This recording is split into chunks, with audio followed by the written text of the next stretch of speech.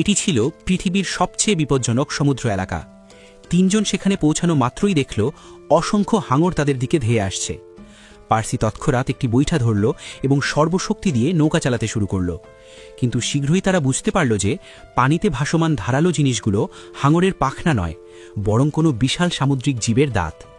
Camera পিছিয়ে আসতেই দেখা গেল সমুদ্রের গভীর থেকে 10 কিলোমিটারেরও বেশি চওড়া এক ভয়ানক মুখ ধীরে ধীরে ভেসে উঠছে।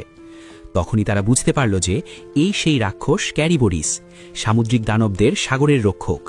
হঠাৎ তার একটি বিশাল দাঁতের ধাক্কায় ছোট নৌকাটি প্রায় উল্টেই যাচ্ছিল। সেই সংকটপূর্ণ মুহূর্তে পার্সি তার বাম হাত বাড়িয়ে সমুদ্র দেবতার শক্তি ডাকার চেষ্টা করল, কিন্তু এটি ছিল বারমুডা ট্রায়াঙ্গেল, আর এখানে স্বয়ং সমুদ্র দেবতার পুত্রও তার শক্তি ব্যবহার করতে অক্ষম। তিনজনই নৌকার কিনারা শক্ত করে ধরে রইল যখন ভয়ানক এক ঘূর্ণিপাক তাদের টেনে মাঝখানের দিকে নিয়ে যাচ্ছিল। নৌকাটি সেই জীবের গলার ভেতর ক্রমাগত দুলতে ও কাঁপতে লাগল। বিপদ কেটে যাওয়ার পর তারা দেখল কোনো আঘাত ছাড়াই তারা সেই রাক্ষসের পেটের ভেতর পৌঁছে গেছে। উপরের দিকে তাকাতেই তারা মহাবিশ্বের মতো বিশাল এক শূন্যস্থান দেখতে পেল, যা ভাঙা জাহাজ এবং বিমানের ধ্বংসাবশেষে পরিপূর্ণ ছিল। বারমুডা ট্রায়াঙ্গেলে যা কিছু কখনো হারিয়ে গিয়েছিল তার সবকিছুই জমা ছিল ওই দানবের পেটের ভেতর।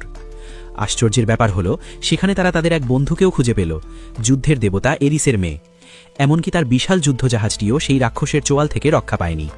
ভাগ্যবশত জম্বি নাবিকরা দ্রুত জাহাজটি মেরামত করে ফেলল এবং সেটি পুনরায় চলার জন্য প্রস্তুত হয়ে গেল। কিন্তু পরমুহূর্তেই সেই জীবটি হজমের এক নতুন প্রক্রিয়া শুরু করল।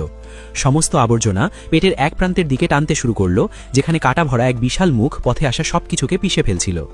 তিনজনই এখন পিষে যাওয়ার উপক্রম। সেই চরম মুহূর্তেই পার্সির মাথায় একটা বুদ্ধি এলো। সে কামানের ওপর উঠে পেটের দেয়ালে ক্রমাগত গোলাবর্ষণ করতে শুরু করল।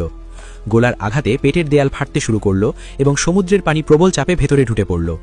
পার্সির ইশারায় কারা পূর্ণ গতিতে সেই ফাটলের দিকে জাহাজ বাড়িয়ে দিল।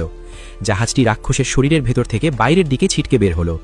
পানির চাপে জাহাজটি চূর্ণ বিচূর্ণ হয়ে যাওয়ার ঠিক আগেই তারা সমুদ্রপৃষ্ঠে পৌঁছে গেল এবং সেই ভয়ানক সামুদ্রিক জীবের হাত থেকে প্রাণ বাঁচিয়ে বেরিয়ে। এই দৃশ্যটাকে সুন্দর মনে করে থাকলে অবশ্যই একটা লাইক করে চ্যানেলটি সাবস্ক্রাইব করে দাও।